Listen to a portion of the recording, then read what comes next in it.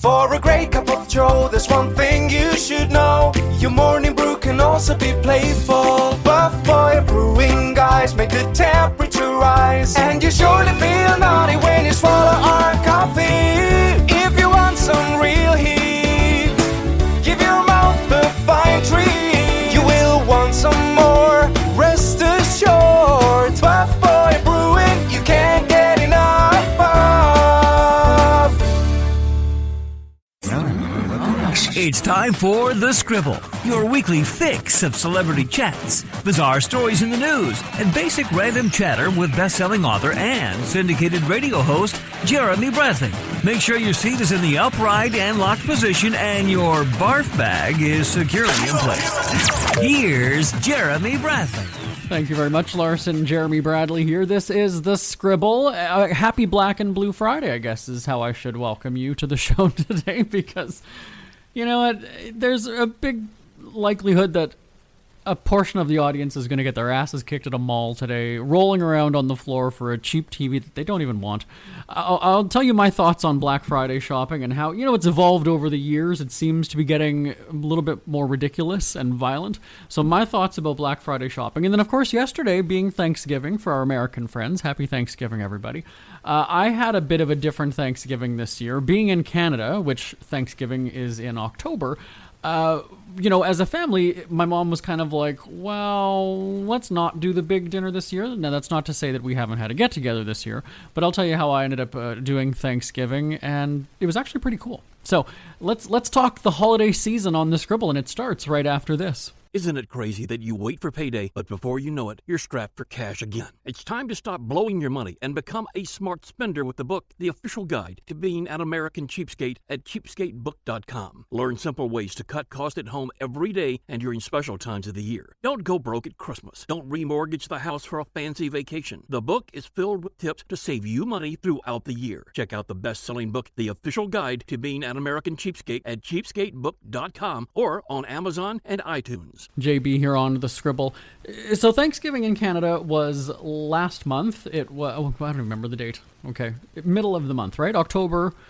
Thank you, Tim. October 12th. There we go. See, it's great to have people in your ear. October 12th was Thanksgiving. It's a Monday.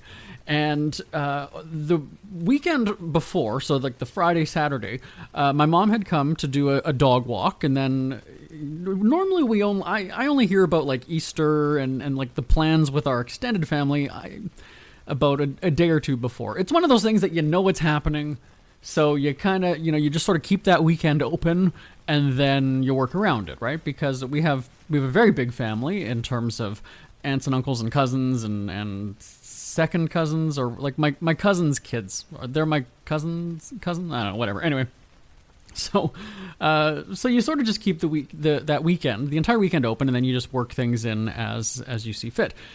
And so when my mom came to go out for a walk, she said, you know, we're not going to do Thanksgiving this year. Now, it had nothing to do with the corona, because she turned 65 this summer. I think I talked about that on the show. And we had a 65th birthday and retirement party for her in my parents' backyard. And yes, it was outside, so it was a little bit, but there were times when we were inside, you know, getting a drink or, you know, getting out of the heat because it was a sweltering day. So it has nothing to do with the corona cancellation year that we've had, right? The year of cancellation. This was just, you know, she was just kind of like, you know what, it just doesn't feel Thanksgiving-y. And I actually kind of understand that, because there was 1 or 2 years in my house, and I've had a house for, it'll be 13 years. There were 1 or 2 Christmases where I didn't put up the Christmas tree. I didn't decorate the house. And that was kind of one of the big things. Like when I moved out and I had my own place, and years earlier, so probably, actually not too long, 5 or 6 years earlier, I worked at Party City. I've talked about that. And I was assistant manager. And when all of the stores in Canada closed, the company did go out of business at one point. People might not remember that. We kind of looted. And here's the deal, though, because it was also just a very stupid business decision that Party City had. They would write off, you know, all of the decorations that we put up in the store. So, you know, Christmas, Halloween, Valentine's, whatever, you know, whatever the holiday, you basically had to open up packages and decorate. And there was no room in the store, like in the back area of the store, to keep that stuff. Honestly, they had Halloween planned for so long in advance that the back area was basically Halloween stuff, and there was just no room to kind of keep those things. People would always say, if there was an item sold out, people would say, oh, well, do you have more in the back? And I was so tempted to go and say, would you like me to give you a tour of back there? Because it's almost just like a narrow hallway. There's really no back. Everything is out. Anyway, so bottom line is that we were instructed to essentially throw out the stuff after the holiday.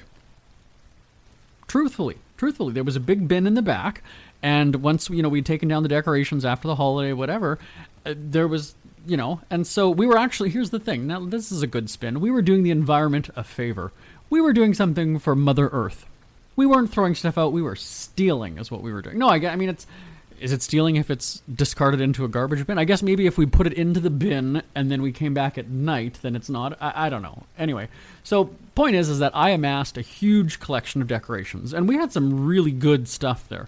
And Halloween, of course, was the busy time of year, so I ended up snagging a whole shitload of really expensive. I had those cauldron flame lamps. One of them was $200 that we sold it for. It was kind of like a standing lamp in the corner of the room, but it looked like a giant flame. I snagged that. We had, and I didn't have those little window clings that you just put in the window like my mom does. These were full on decorations. A fog machine. Everything was pretty cool. So that was one of the really cool things about moving into my house, was that I've got my own place, my own space. I've already got decorations. I don't need to buy stuff, and I would set up the house like that. And so it became kind of a thing, as it is in most households, to decorate at Christmas. And one of the two, I think it was 2 years in a row, I think. I just recall the very first year not doing it. I just wasn't I ain't got no time for that, right? I didn't. And I don't know why it was. I didn't feel, and it didn't seem like Christmas in my house. Now, at the time, it was just me in the house and my two dogs. And I think it almost just became tedious, because there were a few years before that, I would, string out the lights. I would have the lights strung out along the floor, right? You replace the burnt out ones, even though, was anybody going to notice on the tree in my house, where I don't even invite people over? So really, that was, I guess, also part of it, was that my house was so locked down to people, because I'm sort of, I'm a homebody. I don't entertain people. I will go out to other people's places, but I don't really I've always sort of felt my house is my fortress and just kind of, my own zone. And I guess maybe I was kind of thinking, what, I don't have people over. The way the living room is set up is that you can't even really see the tree inside, because I've got a giant tree in front of the house that sort of lends a lot of privacy to the front of the house. And so then I was like, all right, well, at the beginning I was kind of decorating for through the window, right? I was decorating for the people outside who would pass by or whatever it is. And then very quickly I realized they can't even see it. And then, because it's dark in the winter and I keep my blinds closed at night. I don't have them wide open so people can see in if they happen to come up my sidewalk. It was sort of okay. So it lent a bit of ambiance, and then it became a tradition of, okay, well, here we go. I'm going to go to the basement, bring up the tree, bring up the stuff. I'm going to put on the same CD of music. I'm going to have the eggnog. One of the dogs is going to lay on the string of lights like he always does to feel involved. The other one is going to, it was very routine. And then the one year I didn't do it, it just wasn't very Christmassy. And I guess it's just the mindset that you get into, One of the most exciting ones, Christmases. Why am I talking Christmas? It's not.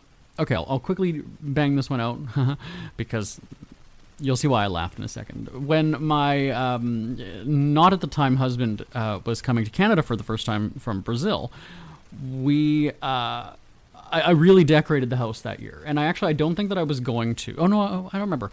We had confirmed everything had wrapped up for me in Los Angeles. As you know, I spend my time between West Hollywood and Winnipeg. And it was the end of November. The TV season now is basically done for the year, coming back in January for your award show season. And I was like, okay, well, you know what? I'm going to go to Canada for Christmas. You're going to come there as well and experience snow, cold, a big Ukrainian turkey dinner and meet the family, everything. You're just going to do this all in one shot. And I had a really good time decorating that year. For some reason, I was really into it. Well, not for some reason. I know why. But, and then it became a new tradition, right, of us decorating the house together. And, so it's kind of interesting how it changes, where you just kind of lose that interest. And I don't know that I was depressed the years that I didn't do it. I think it was 2 years only. But yeah, it just sort of feels different. It didn't feel very, homely. And then there was even one year that I kept all this stuff up until February because, again, it's just tedious to then take it all down. It's fun putting it all up. No different than when you come home from a trip. My suitcase will sit on the floor in the corner for a good 2-3 weeks, if not a month, or until the next trip. And I don't unpack. But yet it's fun to sort of pack and get ready to go, right? Isn't that strange how it works? Anyway. So, back to Thanksgiving now, after that monologue, that soliloquy. My mom had said we're not going to do a big family dinner. Now, we're not going to do a big family dinner, meaning everybody. And then she clarified and said, the immediate family, my brothers, their wives, their kids, and then me. And I said, oh, okay, well, that's fine, whatever. And I think that she was actually I think she was expecting me to be like, to clutch my pearls and be like, oh my God, you're canceling Thanksgiving. But I actually didn't even realize that it was Thanksgiving that weekend. So for me, that was sort of more the shocker. I was kind of like, oh, it's Thanksgiving? I didn't even realize it. Okay, well, whatever, no problem. And then, the weekend rolls around, and then you start to, see everybody's pictures on Facebook, whatever it is. And so I was kind of like, okay, well, let's do something for Thanksgiving. So I've never really cooked a turkey. I'm not really. I never have cooked a turkey or chicken or anything like that before. And I said, okay, well, let's go to the store. And originally I was just going to get that like sliced up turkey breast, not the luncheon meat, but like the actual sliced turkey breast. That's super expensive because they've done it for you and it's cooked and whatever. But then I was like, no, that's too lazy. Let's at least like take it up one step. And then found one of those butterball turkeys. That's basically the turkey breast. And it's, comes like wrapped in whatever, and then you throw it in the oven for 4 hours, and you don't even really have to do anything with it, aside from pouring oil or brushing oil on it. Hey, and so I mentioned that to my mom the day before, and she's like, I took a picture of the box and I showed it to her, and she's like, oh, okay, well, yeah. She's like, it's pretty simple. I mean, even a monkey, no, sorry, she said not even a monkey could screw that up. And I was like, I think you're giving me too much credit because, again, I just don't cook. And my luck, I'll not put the right temperature, or my oven will screw up and I'll burn the thing, or it'll be raw, or whatever it is, right? You always hear those stories of people messing up their dinner. Thankfully, I wasn't feeding, 15, 20, 40, 50 people. And so I go to the store, I get that, and I buy the fixins, and I get an apron, and it said Master Baster, and a little chef's hat, and we did some photos around the house, and it was just really cool. And it was kind of fun. We got some kind of like spiced whiskey, we had a bottle of wine, and then 4 hours of cooking. Now, this is the thing, this is why I don't like cooking. I have no interest to put this thing in the oven for 4 hours. I guess if you do other things, right? I'm paranoid about having the oven on when I'm not at the house, so I don't do that. But, it's kind of like, like the clock is ticking, and then you smell it, and then I'm just getting irritated. I'm just getting angry, right? Because it's teasing you. And then I'm starting to resent it, going, 4 hours? Fuck it, I don't even care. I don't even want this anymore. Like, I'm just... because, again, I don't plan ahead for meals like that. Like, I have to... Within 20 minutes, I'll just go and say, okay, well, I feel like having pizza, let's have pizza. Or I feel like making chicken, let's have chicken. I don't look at that. I don't, in the morning, go, I think tonight I'm going to have this for dinner. I might think that, but if I'm not feeling it later in the day, it's just not happening. And so for this is a huge time commitment. Granted, it wasn't as long as an actual full-on turkey, right? Like the actual big turkey that you get frozen. But still, I'm sitting there going, well, 4 hours, like we got time to kill, but then... I'm rushing back to the kitchen to make sure it's not burning or whatever, and then I'm opening it up, and then opening up the oven, and of course that's letting the heat out, so it takes longer and longer. And end of the day, it was actually really, really good. And I ended up taking I had a couple slices that I ended up taking to my parents because we ended up getting together on the Monday, I think it was, right? Because most people in Canada do the Thanksgiving dinner on like the Saturday or the Sunday. You don't do it right on the Monday. So we had gone and played Nintendo Wii, which is kind of we do bowling. We have a bowling tournament or whatever that's like 4 or 5 hours long. We could have put the turkey in the oven, done the tournament, worked up a sweat and an appetite, and then had the turkey there. Now that I think about that, I'm going to write that down for next year if we're still in lockdown. And anyway, so I had taken some of the turkey to my parents' house, and I said to my mom, I'm like, here, have some.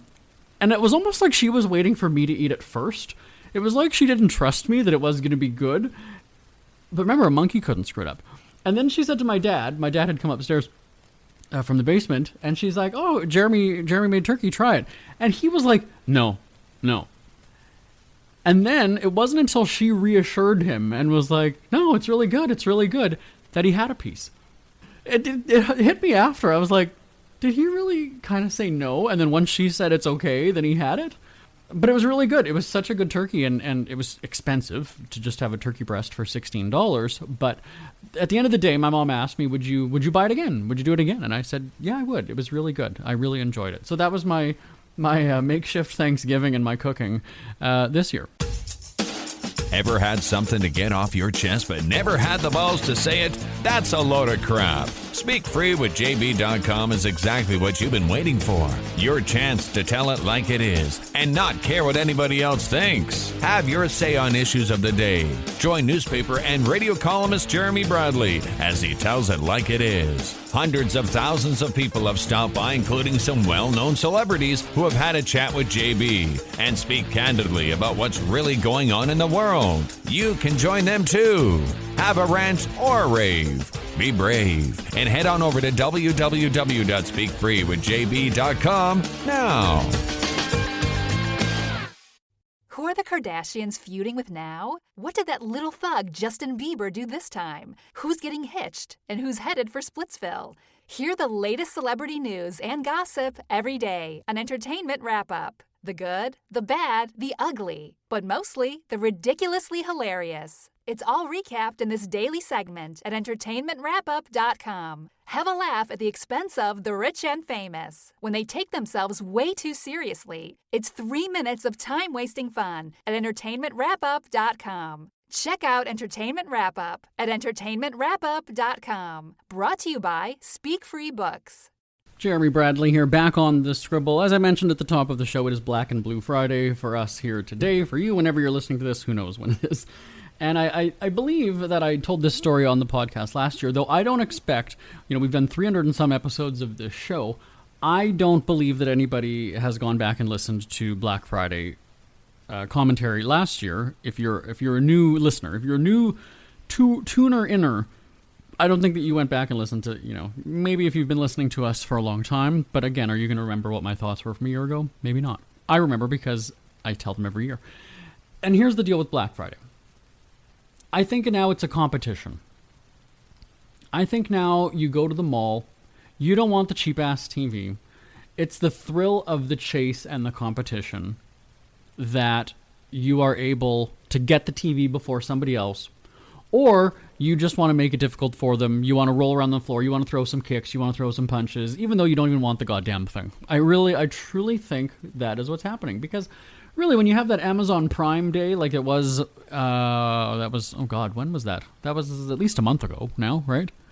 And, all these deals and things, and you can order online and crap like that. I don't know. I mean, if we hear that malls are hurting, and again, this year with a pandemic going on, like I don't know. Is there really an excuse that you've got to line up outside? Like, I remember years ago, now we're talking years ago, maybe 30 years ago, when Boxing Day in Canada was a big deal. Like, I remember going to this store, Future Shop, which has actually since closed in Canada, but it was an electronics store. I remember going there with my mom because I wanted to get a scanner for our printer, or for our computer. You remember those scanners? Basically like a tiny photocopier, I guess, in a way, is what it was. And these things were giant, right? You put them on your desk. And we went in the morning. We didn't camp out like some people did. But we stood in line, and they were only letting a few people in the store at a time, so that there wasn't the rioting as you see every year. I mean, and every year I wait for it on YouTube, like or TMZ or whatever it is, to start showing the first, the first tasering, the first shooting, the first fist fight in Walmart, or the first trampling and the first death. And again, I'm not making light of that, but certainly these people are ridiculous. It's a bunch of animals when you see the clips of it. And I don't get it. So that's why I have deduced that it is the thrill of the chase. It is just the thrill of getting it so that others don't. And I don't, when I went for Boxing Day, I wanted the scanner. People want the TV, or do they want the TV? I wanted the scanner because it was cheap, is sort of what it was. So until I saw it advertised, did I really want it before that, or no? Did I really need it? So one thing, if you, for weeks or months, have been saying, we need a new fridge. Our fridge is like dying. It's, it's not working. Oh, what a sale. I'm going to go get a fridge on Black Friday or Boxing Day. Okay, then it's fate or whatever you want to call it. But, it's kind of, you're going to entice me with the TV. Quite honestly, this is actually a true story, believe it or not.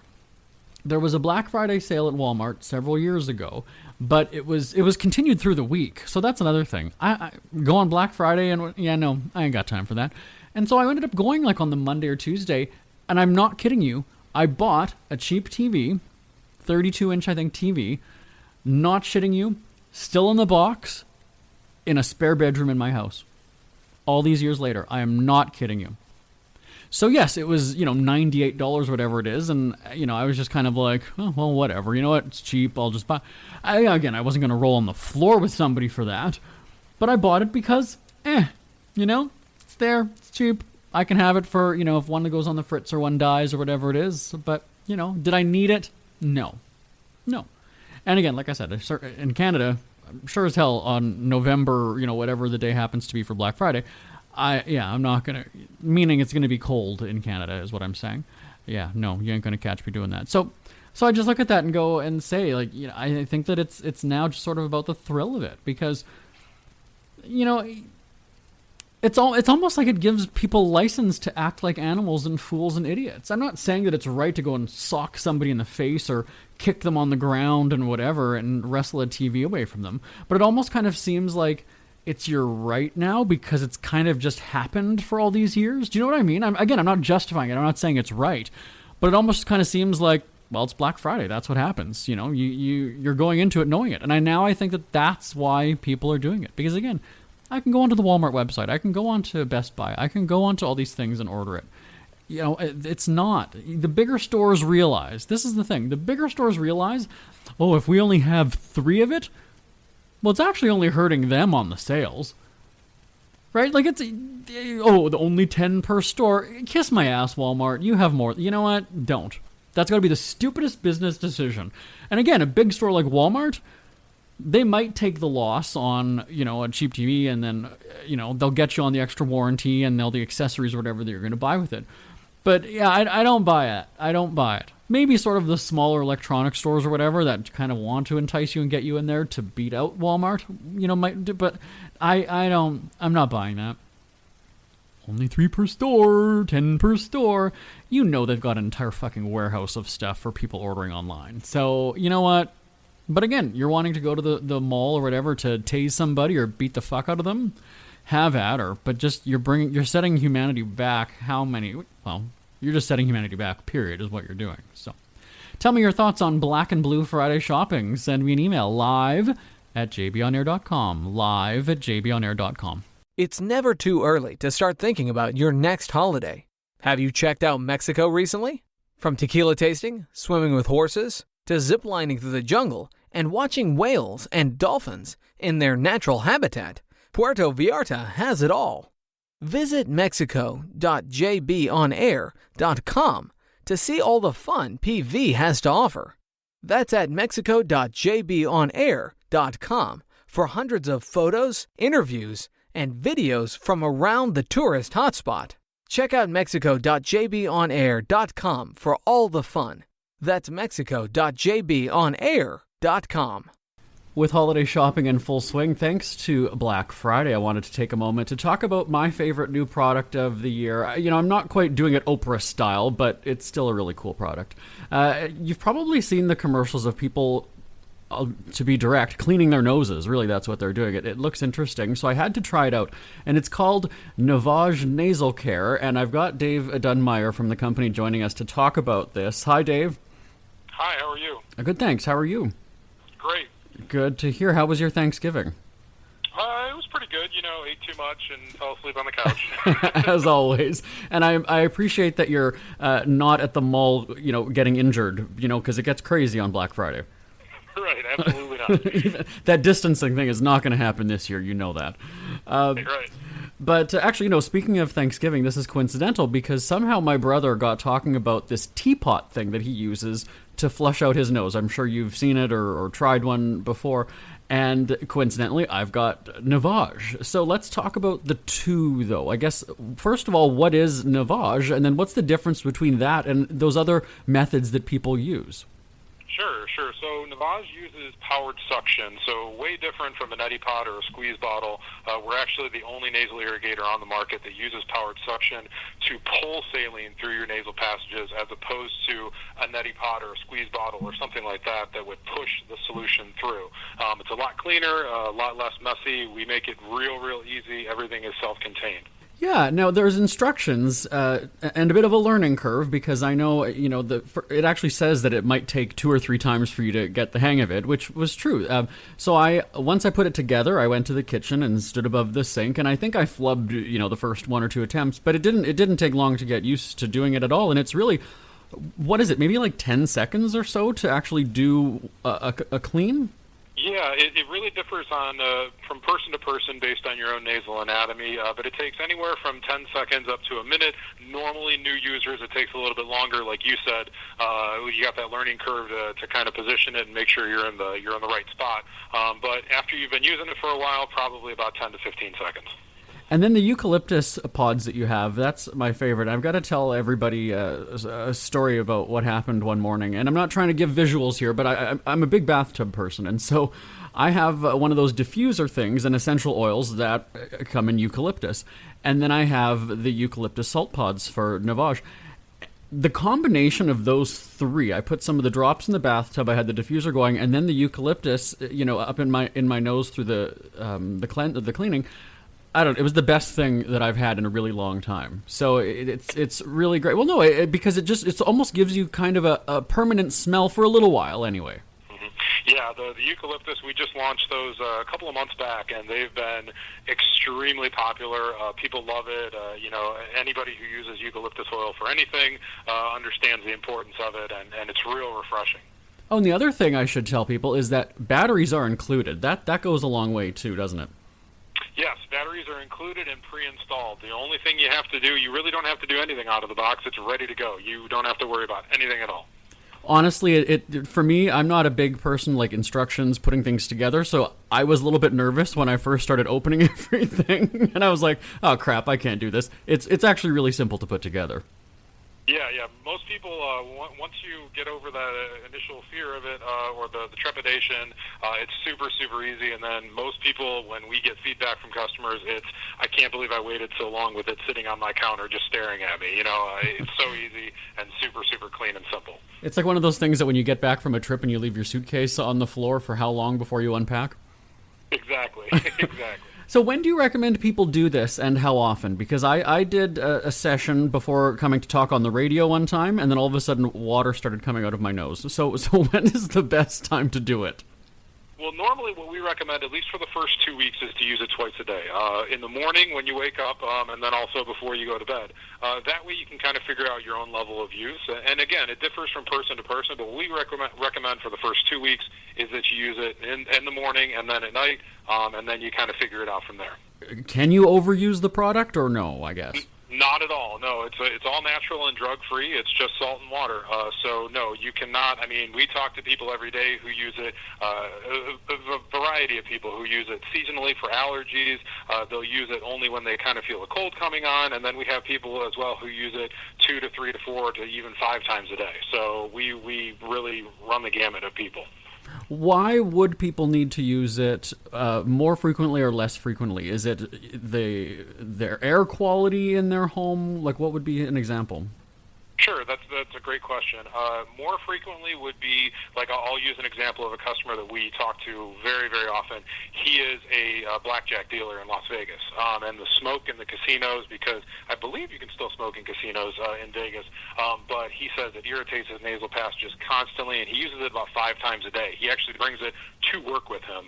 And then those who use it less frequently are more seasonal allergy people. I know you have dogs. I have dogs as well. And if your allergies are acting up, then, sometimes it's better than other times. So that's why you would use it, maybe 2 times in a week, and then they flare up and you use it 2 times in a day. Okay, so the other important question is, where can people get it? Absolutely. So if we're talking about the United States, we're available in pretty much all the major retailers. We're obviously on our website, Navage.com, Amazon, eBay, Walmart.com, and we're also available in retail stores too. So CVS, Walgreens, Rite Aid, Target, and Bed Bath & Beyond. If we're talking about Canada, we're also available in a number of retailers in Canada. The biggest one would be Bed Bath & Beyond, as well as London Drugs, Loblaws, places like that. And then we're also available, of course, on our website and on Amazon.ca, too.